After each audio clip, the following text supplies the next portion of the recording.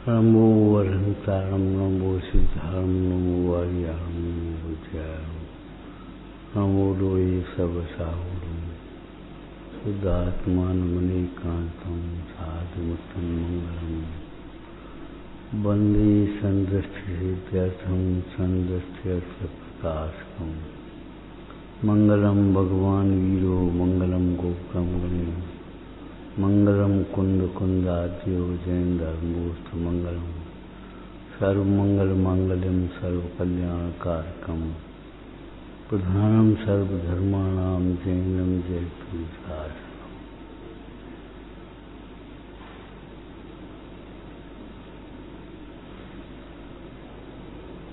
ज्ञानाभ्यास अपने लिए किया जाता है,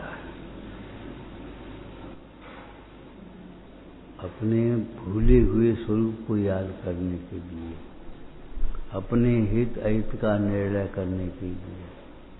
हित का निमित्त कौन है, अहित का निमित्त कौन है, हितकारी भाव कौन है, अहितकारी भाव कौन है, निर्णय करने के लिए ज्ञानाभ्यास है। ज्ञानाभ्यास अपने लिए किया जाता है, औरों को तो रुचवान देकर तो थोड़ा बहुत उपदेश दे करके उनका भला करें। शेष हमेशा ध्यान रखो, अपना भला बुरा अपने परिणामों से होता है। परिणामों की विशुद्धि बढ़ना ये ज्ञानाभ्यास का फल है। ज्ञानाभ्यास है, आत्मा ज्ञानमय है ना, तो ज्ञानाभ्यास अपने लिए है और काम अपने लिए नहीं है। दान पुण्य कर लो कहते हैं, अपने लिए कुछ नहीं, अपने लिए तो ज्ञानाभ्यास है। आपको एक वाक्य बोला था पहले, आत्मा को सुखी करना, आत्मा का कल्याण करना ऐसा समझो जैसे मिश्री को मीठा करना। अरे भाई, मिश्री मीठी नहीं करनी है, मिश्री को चाक करके चूस करके मुंह मीठा करना है। जिनागम का अभ्यास करके, आत्मा का अनुभव करके सुख का वेदन करना है आपको। आत्मा को सुखी नहीं करना, आत्मा तो सुख स्वरूप ही है।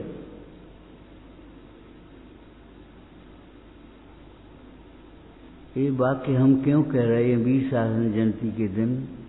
हमारा उपयोग अधिकांश पर की ओर है।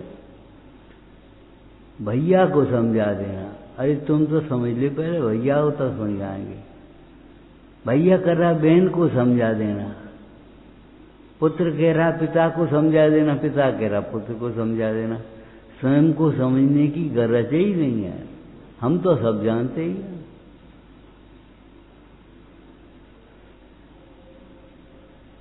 प्रभावना कैसी हो? दान करो, पुण्य करो, पूजा करो, भक्ति करो, प्रभावना होगी। अरे प्रभावना करनी है तो आराधना करो। पहले उपयोग को सूक्ष्म करके ज्ञानाभ्यास करो। जितना ज्ञानाभ्यास करोगे यहाँ बैठने लायक हो जाओगे, प्रभावना कर पाओगे कुछ। और नहीं तो क्या प्रभावना करोगे तुम? हमें आता ही नहीं।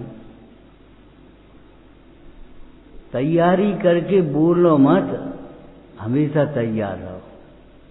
सहज भाव से सहज तत्व की प्रेरणा कर लो, प्रेरणा कर लो। वो प्रभावना है। ये थोड़ी प्रभावना की तैयार करके तुमने अच्छा भाषण दे दिया, इधर उधर से सब जगह से इकट्ठा कर लिया। तुम क्या समझे? अनिकांत के संबंध में अमुक आचार्य ने ये कहा, अमुक आचार्य ने यह कहा, अमुक ग्रंथ में यह कहा। अरे तुमने क्या समझा अनिकांत को? वस्तु अनंत धर्मात्मक है, पर से नास्ती है। हमारा मोह पर में व्यर्थ है, हमारा मोह पर में व्यर्थ है। मोह करके हम कर क्या लेंगे? मोह का कारण फल ऐसा है, छेड़ला में क्या लिखा?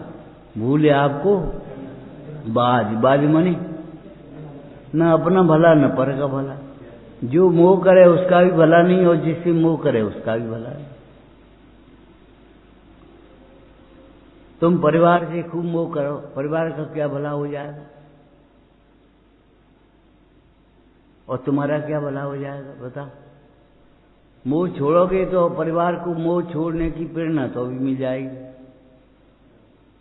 ध्यान में स्थित मुनीश्वरों को देख करके जगत का जितना कल्याण होता है हजारों उपदेशों से नहीं हुआ। बैन धरें बैन नहीं कहें लखि होत सम्यक धर्म भवन बावन प्रतिमा नमो सुकरम। कुछ बोल रही हैं, कुछ कह रहे हैं और बिना कहीं मुक्त मार्ग का उपदेश दे रहे कि तुम कहाँ पागल से फिर रहे हो। अगर तुम्हें अपना कल्याण करना है, सुख का वेदन करना है, तो तुम अपने स्वरूप को समझो, अपनी ओर देखो। दुनिया को देख देख करके कभी सुखी नहीं हो पाओगे, मेढक तोलते रहोगे। एक वाक्य पहले बोला था, तुम्हें कौन याद रहता है, तुम्हें कौन कल्याण करना है, दुनिया को सुनाना है, सुनाओ। अरे आएंगे तब आ जाएंगे, सुनेंगे तो सुन लेंगे। हम बैठे, एक सेठ जी थे, उन्होंने स्वाध्याय की शाला के लिए एक विद्वान की नियुक्ति कर ली अपने आप, गृहचार्य। सेठ जी रोज आकर के बैठ जाते थे टाइम पर और स्वाध्याय सुनते थे। एक दिन पंडित जी बोले, कोई आता है नहीं, फायदा क्या है, बेकार है, इससे तो अब चले। बोले सेठ जी बोले, भैया हम नहीं आए दिन, हमने दुनिया के लिए थोड़ी रखा है, अपने लिए। हम नहीं आए उस दिन, तुम कहना ये बात, जब तक हमारे तब तक मत करो। इतनी एकाग्रता होना चाहिए। अरे भाई कितना ही ज्ञान आपको हो जाए, आपका ज्ञान अधूरा ही तो है। और अभी मिथ्या दर्शन की भूमिका में तो विपरीत और है, विपरीत किन अर्थों में, वो बार बार घूमता है, भीतर नहीं जाता। इसलिए हम कह रहे तुम्हारा ज्ञान विपरीत। विपरीत माने ये मतलब नहीं तुम जीव को अजीब कहते हो, कहोगे तो जीव को जीव ही, जीव को अजीब ही, लेकिन जीव को जीव कहते समय भी तुम्हारा उपयोग बाहर है, बाहर, भीतर भीतर नहीं। ये जीव, हम नहीं, ये जीव बेचारे कहाँ भटक रहे, तुम कहाँ भटक रहे हो तो बताओ। ज्ञानाभ्यास तो अपने लिए किया जाता है, अपने लिए ज्ञानाभ्यास ही कार्यकारी है और कुछ कार्यकारी नहीं। ज्ञानाभ्यास करे मन माही ताकि मोह महातम नहीं। मोह उत्पन्न नहीं होने देगा, कथाएं उत्पन्न नहीं होने देगा, कथा के प्रसंग में ज्ञानाभ्यास, और वही अपना हित है। लेकिन तुम इनकी ओर देखोगे, तुम्हारी क्या समझ में आई? अरे तुम्हारी क्या समझ में आई? तुम्हारी ये समझ में आई कि इसे ज्ञान नहीं होता, निमित्त से कार्य नहीं होता, कि नहीं आई, अभी तक नहीं आई तो कुछ नहीं समझ में आया। क्या समझ में आई तुम्हारी? अरे तुम्हारी क्या समझ में आई, तुम्हारी क्या समझ में आई, ये तो बता दूं पहले। ये समझ में आई, हम समझाने वाले नहीं हैं, उन्मत्त में चेष्टा आई है नहीं, हम समझाने वाले और जी समझने वाले। तुम्हारी क्या समझ में आई? अरे तुम्हारी समझ में आई, ये तुम्हारी पात्रता से होगा, तुम्हारी विनय से होगा, तुम्हारी पुरुषार्थ से होगा, तुम्हारी लगन से होगा, और नियामक कारण कहें तो तुम्हारी योग्यता से होगा। वही बात 10 दिन नहीं समझ में आया, 11वें दिन समझ में आया।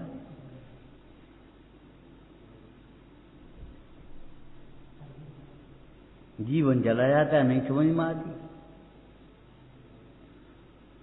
हमने ऐसे ऐसे लोग देखे हैं, अब तो शांत हो गए।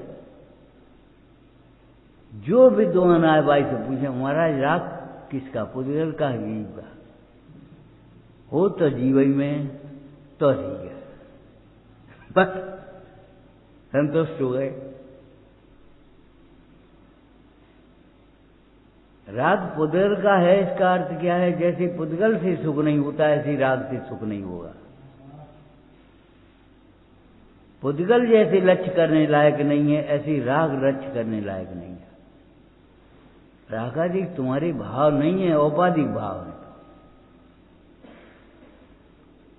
तुम्हारा तो पानी का स्वभाव जैसी शीतल है, ऐसी तुम्हारा स्वभाव ज्ञान और आनंदमय। अपने को जानते हुए लोकालोक जानने में आए, ये तुम्हारा स्वभाव है। एक एक सुनो, एक एक भूल जाओ, फिर सुनो, फिर भूल जाओ, फिर पढ़ो, फिर भूल जाओ, ये स्वभाव नहीं है। ये तो विराधना का फल है। सुन लो कहाँ लगा के, विराधना का फल है ये, आराधना का फल नहीं है। आराधना का फल तो ये है कि अपने को जानते हुए लोकालोक को जानने की अभिलाषा है नहीं, और फिर ज्ञान में सब जाता है। इस जिनिस की कल्पना नहीं होती जो ज्ञान में आता है। अपनत्व की भाव नहीं आता, ये अपना है, जैसे ये तैसे नहीं, ये अपना है और ये पराया। ये कहा है, ये तो नीति में लिखा है, अयम परम। मेरे की और पराई कल्पना तो मूढ़ जीवों में होती है। उदार चेता नाम वसुदैव कुटुंबकम। जैन दर्शन अलग है, कुटुंब वसुधा के समान है। वसुधा कुटुंब वसुधा के समान है, वसुधा कुटुंब के समान नहीं है, इसमें अंतर है थोड़ा। कुटुंब वसुधा के समान, वसुधा कुटुंब के समान एक ही बात है। अरे नहीं, बहुत अंतर है। तुम्हारा उपयोग कहाँ है? शरीर से भिन्न आत्मा है और आत्मा से भिन्न शरीर है, उपयोग कहाँ है? बहुत अंतर हो गया। शरीर से भिन्न आत्मा और आत्मा से भिन्न शरीर, वो तो हो गई वम का बात है। लेकिन दृष्टि कहाँ है तुम्हारी? उपयोग कहाँ है तुम्हारा? पर माने शरीर और सब, भाव कर्म माने राग द्वेष, मोह राग द्वेष, द्रव्य कर्म माने ज्ञान वर्णादि, घातिया घातिया, और नो कर्म माने शरीर और संयोग। जितने शरीर संयोग हैं वे सब पर हैं। शरीर भी पर है और संयोग भी पर है। पर का लक्ष्य माने शरीर का लक्ष्य, पर का लक्ष्य माने संयोग का लक्ष्य।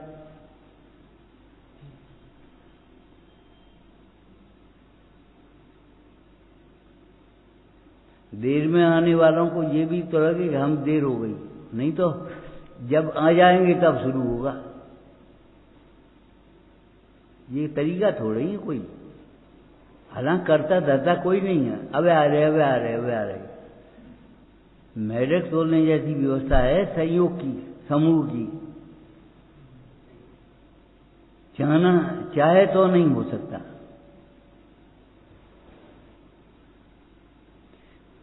अब यार हम चल रहे, कभी मत रुकना, तुम तैयार हो जा तो आ जाइयो, हम तो जा रहे।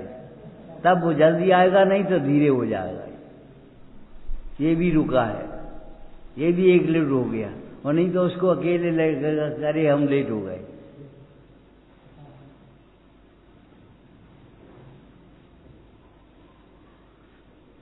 ज्ञानाभ्यास अपने लिए किया जाता है। अपने लिए जो ज्ञानाभ्यास करते रहते हैं वे योगी धन्य हैं। और अपने लिए क्या करते हैं? ज्ञानाभ्यास, बस कछु नहीं करेंगे। अपने लिए क्या करेंगे? ज्ञान का अनुभव करेंगे। ज्ञानानुभूति, आत्मानुभूति एक ही बात है।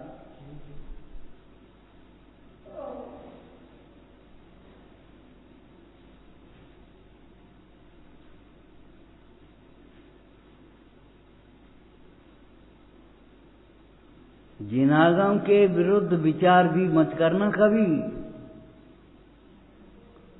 तुम कुछ नहीं कर पाओगे सारे विश्व में कर्तृत्व का अहंकार रख करके, और कर्तृत्व का अहंकार छोड़ोगे तो तुम्हें कर्तव्य सूझ जाएगा, हित में निमित्त हो जाओगे और अपना हित भी कर लोगे।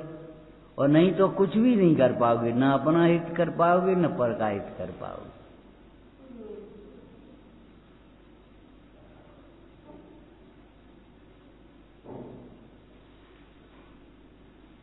अगर ने थोड़ा पानी पी लिया तो तुम दूसरों को भी पानी पिला दोगे, और पानी नहीं पिया तो चक्कर खा के गिरे और तुम्हें चार संभालने लगेंगे। तुमको समझाने लगेंगे, काय को लगी है तुम पागल से? तुम पागल से लगोगे तो तुमको समझाएंगे, तुम्हें समझेंगे नहीं तुम्हारा, और नहीं तो तुम समझाओगे। ये समझाओ कि मैं समझाने वाला नहीं हूं, मैं समझने वाला नहीं। पूज्यपाद स्वामी ने क्या लिखा, पूरा वाक्य बोलो, ये श्लोक है हिंदी। मैं पर के द्वारा संबोधित हूं, समझाया जाऊं, या मैं पर को समझाऊं, ये उन्मत्तवत चेष्टा है, ये पागलपन है। आग है राग आग जैसे रताते हैं समाम रसे ही।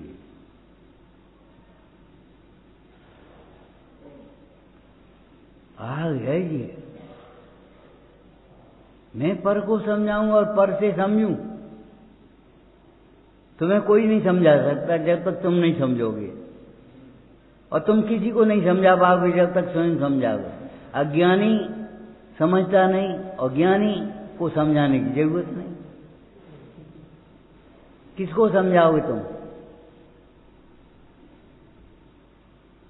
ज्ञानी का क्षोभसम भले कम है, तुम्हारा क्षोभसम ज्यादा हो सकता है, लेकिन ये बताओ, ज्ञानी को समझाने की जरूरत नहीं है, अज्ञानी को समझा सकता नहीं है। अब बताओ तुम क्या करोगे?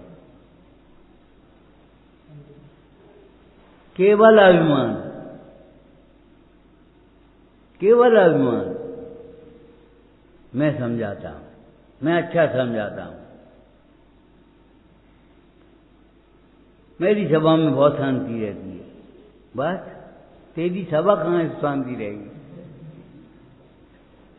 तेरे अंतर में तो अशांति बची है, और सभा में शांति दिख रहा है। मंदिर में आते तो परिणाम शांत हो जाते, घर जाते तो परिणाम फिर वैसे ही हो जाते। झूठी बात है। जिनकी कथाएं घटी हैं, मंदिर में भी शांति है, घर में भी शांति है, और जिनकी कथाएं नहीं घटी उनको मंदिर में भी शांति नहीं मिलती, घर में भी शांति नहीं। शांति का संबंध मंदिर और घर से, बाहर से, भीतर से नहीं है। मंदिर शांति का संबंध परिणामों से है। तृष्णावान धनी भी दुखी है, तृष्णा से रहित संतोषी प्राणी सुखी, निर्धन भी सुखी है, और मुंडाहित तो परम सुखी है। कुछ नहीं बोल पाओगे अभी तुम, पूछें तो बेकार मौन बोल डाले, मौन में चुप सब छिपी रहे। अज्ञान को छिपाती रहोगे और कुछ नहीं करोगे, निकालने की कोशिश मत करना। गलती हो गई बस कह दी आज। अरे अनादिकाल की भूल है, अनादिकाल से अपने को भूले हो, तुम कह रहे गलती हो गई, आज हो गई। तुम्हें हो से कुछ क्या कह रहे? चित्त अशांत है, बाहर शांति ढूंढ रहे हैं, बाहर शांति नहीं है। शांति सुच्चा भीतर है, भीतर से ही आएगी। धर्म बाजार में नहीं है, मंदिर में नहीं है, तीर्थ में नहीं है, तो ले आओ। धर्म तुम्हारे भीतर है।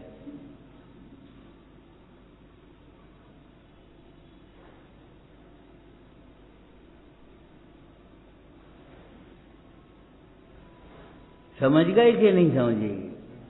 क्या समझे? कछु नहीं समझे। 2 दिन बाद फिर वही करना। ज्ञानाभ्यास अपने लिए किया जाता है, पर के लिए नहीं। बहुत जीव मान रहे तो संतोष होने की बात नहीं है, और कोई न माने तो असंतुष्ट होने की बात नहीं है। कहते समय ही ये समझो कि नहीं मानेगा, बात खत्म।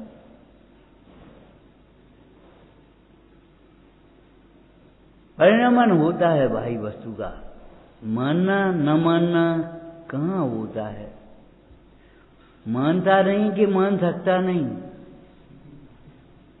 ये बताओ, मारीच मान जाता तो 24वां तीर्थंकर कौन होता? महावीर नाम का 24वां तीर्थंकर होना था। मारीच की भव में कैसे मान जाता? वो भी नहीं उनके साथ मुख चलाया था।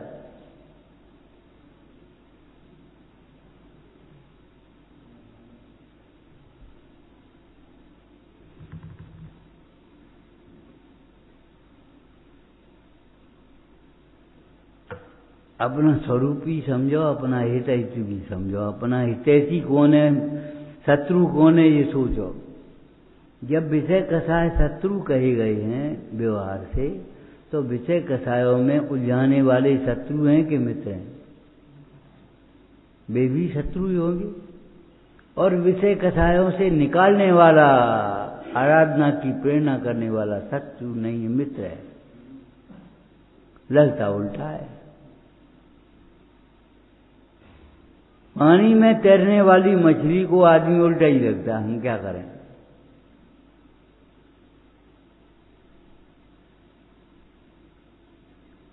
संयोगों में उलझे हुए जीवों को उल्टी बातें लगती हैं। संयोग पैसा के बिना का हो तो कैसे कर दिए हम बिना पैसा के, को पूछे। वो बातें वे ही करते रहेंगे जिंदगी भर और सुनते रहेंगे। जा कान सुनी बाका निकाल दी। ये बताओ, तुमने निर्गंथों की पूजा करके आए बिना पैसा बानी की पैसा की, और वो कह रहे तुम पैसा बिना को पूछे बुढ़ापे में पूजा क्यों करी? तुम नहीं, तुम ही पूछोगे। अगर तुम्हारे पास पैसा नहीं होगा तो तीन लोक में पूज्य हो जाओगे। पैसा होगा तो 6 खंड में ही पूज्य हो सकती, ज्यादा से ज्यादा। चक्रवर्ती 6 खंड में आदरणीय होता है, पुण्य प्रमाण, लेकिन निर्गंथ तो 3 लोक में पूज्य होता है। और 3 लोक की उसे पूजा की जरूरत नहीं है, वह अपने लिए जीता है। अभी हम कह रहे थे, कह नहीं पाओगे। हम क्या कह रहे? विषयों के बिना सुखी होना ये स्वाधीन सुख है, और विषयों को सुखी मानना ये पराधीन सुख है। सवेरे कहा था, एक व्यक्ति को रोग ही नहीं, दर्द ही नहीं है, और एक व्यक्ति गोली खाने के बाद आराम मिला है। कितना अंतर है। इन्हें गोली की जरूरत नहीं है, दर्द ही नहीं है, और इन्हें दर्द की गोली खाने के बाद आराम सा लगता है। गोली खाने पर एक रोज कलंक है ये। शरीर में रोग ही न हो, ये एक अद्भुत दशा है, स्वस्थ दशा है। ऐसे ही विषयों की जरूरत भी नहीं हो, विषय भी नहीं हो, परम सुखी। विषयों के बिना का सुख स्वाधीन सुख, इंद्रिय बिना का ज्ञान स्वाधीन ज्ञान, इंद्रियों का ज्ञान पराधीन ज्ञान है। इंद्रिय सुख नाना प्रकार से पराधीन है। तुमको क्या नाना एक मकान तो चाहिए, छोटो मोट झोपड़िया तो हो ही, छोटा हो बड़ा हो, क्या कहते, एक मकान तो चाहिए। अरे मकान चाहिए कहाँ, मकान छोड़ फिर रहे हैं, 6 खंड छोड़ गए। तुमसे तो बढ़िया महल होए उनके पास,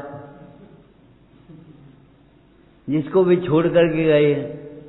अभी हमने कहा ऊपर,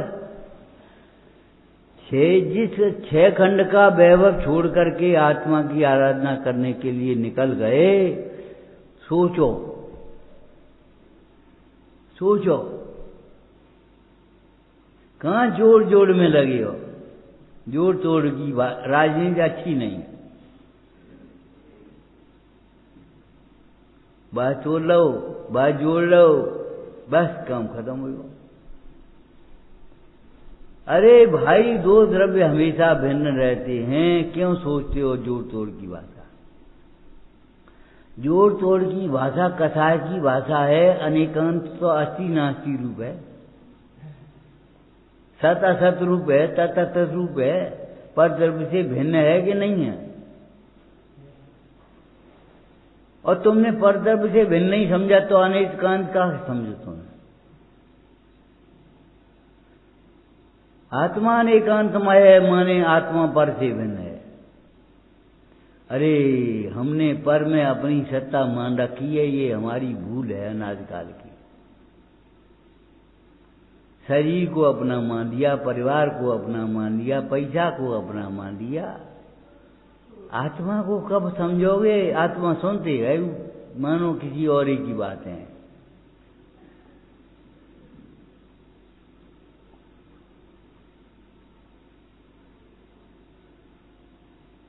अंतर में ज्ञानाभ्यास करो बस। मैं मात्र ज्ञान स्वरूप हूं, जाने के अलावा कुछ करना मेरा स्वभाव ही नहीं है। तुकबंदी की भाषा में बोलो तो करना मरने के समान है। मरने हो तो करो। और हमारे यहाँ यही भाषा एक तांगे वाला भी बोलता है, क्यों मरने को फिरते? जो इधर उधर देखे, अपनी लक्ष्य की ओर नहीं देखे, तो मरने को फिरने की बात है। दब के मर जाएगा, इस परिक्रम में फंस करके मर जाएगा, इस परिवार के मोह में मर जाएगा, तो कुमरण होगा सुमरण होगा। समाधि मरण तो तब होगा, निर्मोही का हो सकता है, मोही का नहीं हो सकता। मोही का कथा थोड़ी मंद भी हो जाए तो भी समाधि मरण तो नहीं होगा। समाधि में जीवन ही नहीं जी पाएगा। हम इसको गांव की भाषा में वैसे ही कहते हैं तो ये समझो, जीवन में तो शांति नहीं मिलेगी, मरने पर भी शांति नहीं मिलेगी। बिना ज्ञानाभ्यास के करोड़ों उपायों से शांति नहीं मिलेगी। एक ही मार्ग है, एक ही उपाय है, दूसरा न मार्ग है न जरूरत है। उदय की व्यवस्था कहीं जाओ सहन करनी पड़ेगी।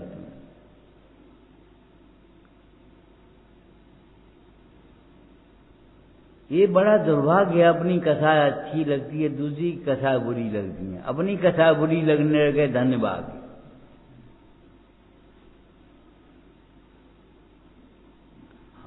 इनका क्रोध बुरा लगेगा, काय गुस्सा कर रहे, अब उन गुस्सा करेंगे।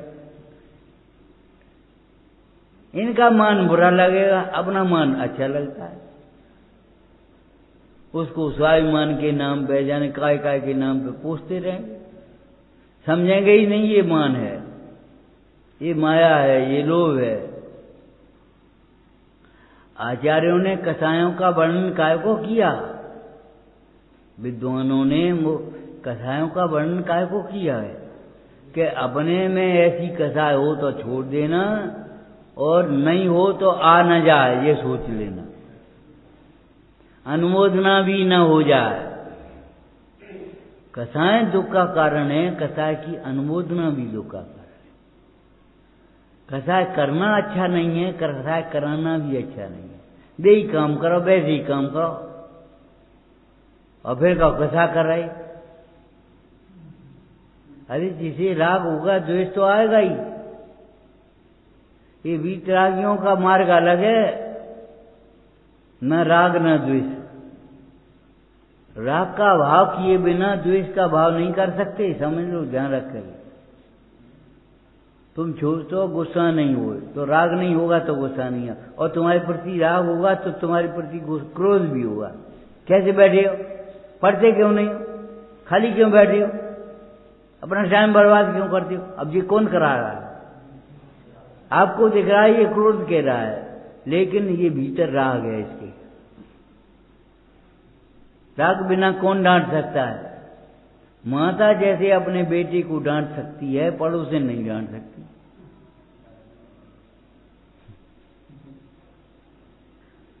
माता तो कर्रे शब्दों में कह देगी, बताया बहल उतर रहो कि नहीं, चीजें गिर पड़ेगा, चोट लग जाएगी। हम नहीं उतरे, अच्छा बहल बताया हूं, वो तो बताने लगेगी। कोई दूसरा आदमी होगा सज्जन तो कह देगा, ए बेटा चलो मती, गिर पड़ोगे, चोट लग जाएगी, और अपन चले गए। क्या करना है अपन को? ये अंदर का अंतर क्यों पड़ गया?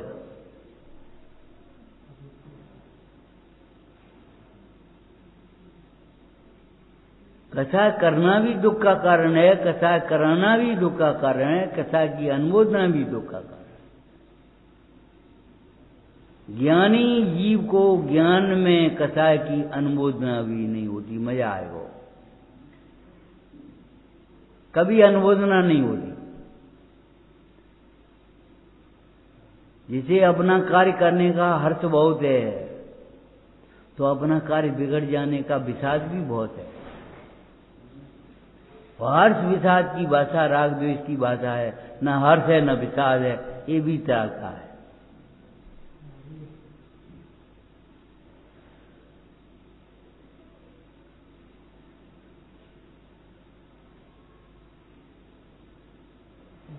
विचारना ज्ञानाभ्यास अपने लिए किया जाता है, ज्ञानाभ्यास किसी दूसरे के लिए नहीं। दूसरों के लक्ष्य से कुछ भी मत करना, अपने लक्ष्य से, अपने परिणाम सुधारने के लिए।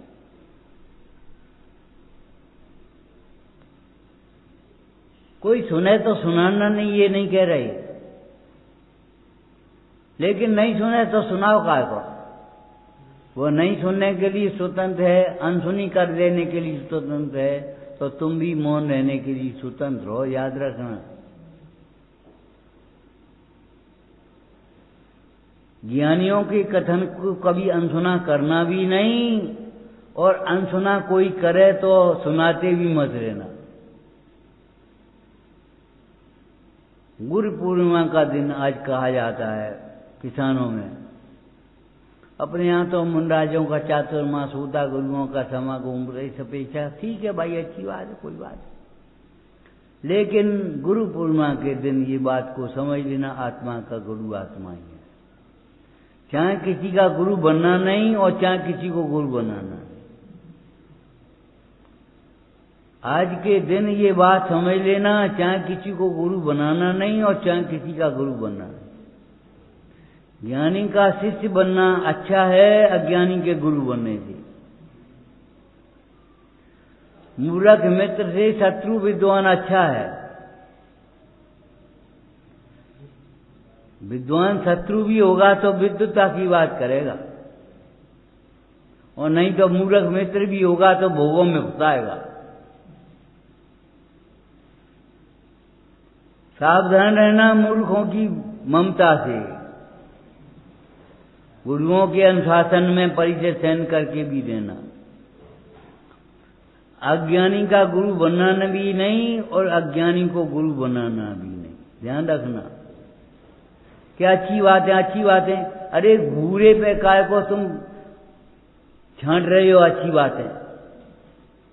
जहां अच्छी अच्छी बातें हैं ऐसे जैन शासन में की शरण में क्यों नहीं आते?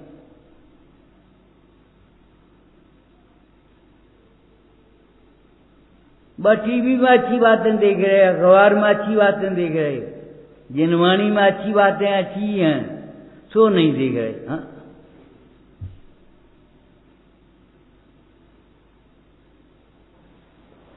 अच्छी बात तो ये है अपना समय अपने लिए लगे, न लग सके तो बात अलग है। समझ गए? आत्मा का गुरु आत्मा ही है। अज्ञानी का गुरु बनना भी नहीं और बनाना भी नहीं। अच्छा डॉक्टर को पथ्य करने वाले का इलाज नहीं करता, मालूम है तुम्हें? हटो यहां से, भाग जाओ, तुम्हारी दवाई हमारे पास नहीं। तुम लापरवाही करोगे, बदनाम हमें करोगे। तुम कुपथ्य करोगे, बदनाम हमें करोगे। हमारे पास इलाज नहीं है। पैसा दो, पैसा का हो तो पैसा शांति तो नहीं दे सकता, अमरता तो नहीं दे सकता, लेकिन पैसा कुछ भी नहीं दे सकता, यही समझो। देवगति में पैसा का व्यवहार नहीं और भोग खूब है, और मनुष्य गति में पैसा का व्यवहार है, भोग बिल्कुल नहीं है। पैसा से भोगों का संबंध भी नहीं है। बिना पैसा के महल मिल जाए रहने के लिए, और पैसा से झोपड़ी भी नहीं मिले कहो तो। ऐसी जगह गाड़ी खराब हो जाए, पानी नहीं मिले, ऐसी जगह दिमाग खराब हो जाए, पानी नहीं मिलेगा।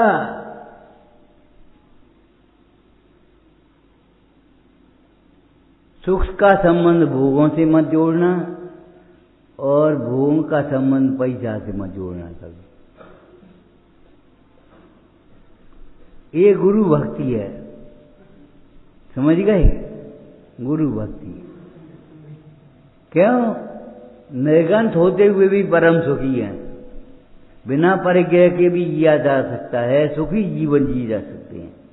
कैसे? कैसे? आत्मा के रस से, स्वाश्रय से और पराश्रय से। भोगों की भरमार होने पर भी सुखी नहीं हो सकते। अब तुम चाहे कहो कि गुरु बन जाओ, चाहे कहो गुरु बनाओ, तो क्या करें? और गुरु पूर्णिमा मना रहे, 5 छोले गुरु पूर्णिमा हो गई। चरण छूने का मतलब ये है चारित्र ग्रहण करना। चरण छूने का मतलब पैर छूना नहीं है, ये तो पुद्गल का पुद्गल में स्पर्श है, तुम्हें धर्म कहां से हो जाएगा? चरण छूने का मतलब है चारित्र ग्रहण करना। संयम का उपकरण पीछी, सोच का उपकरण कमंडल। सोच को मंडल दिखाते क्या संयम का? बताओ। माने सुखी होना है तो तुम संयम धारण करो, और संयम सम्यक पूर्वक संयम धारण करो। सम्यक के बिना संयम नहीं, संयम के बिना सुख नहीं।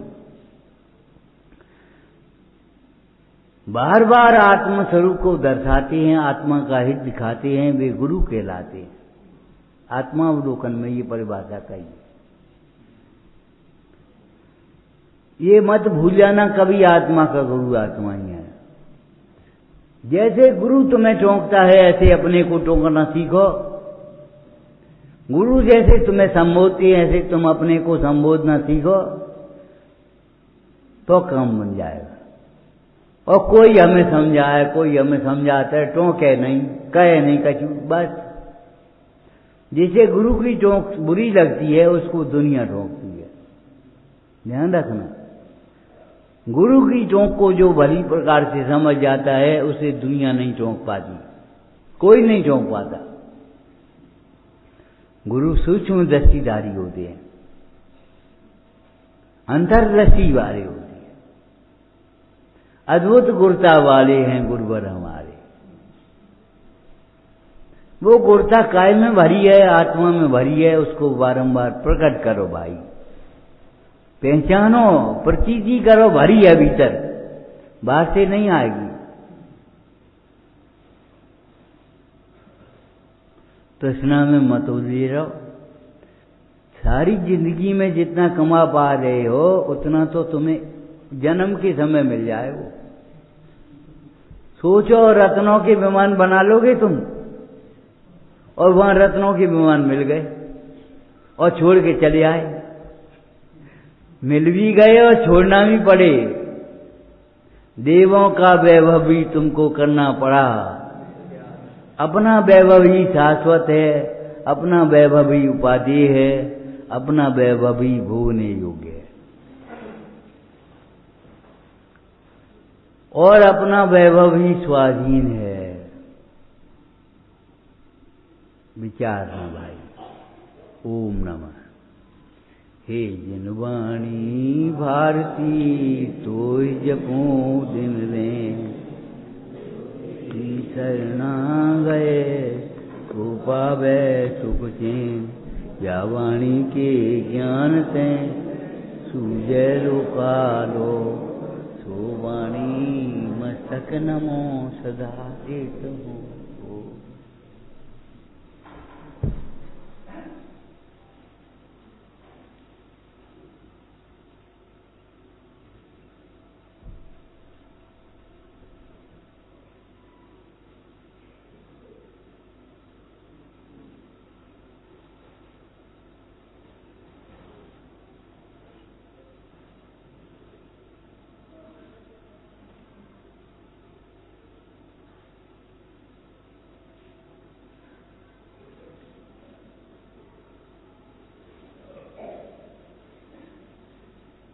द्वादशां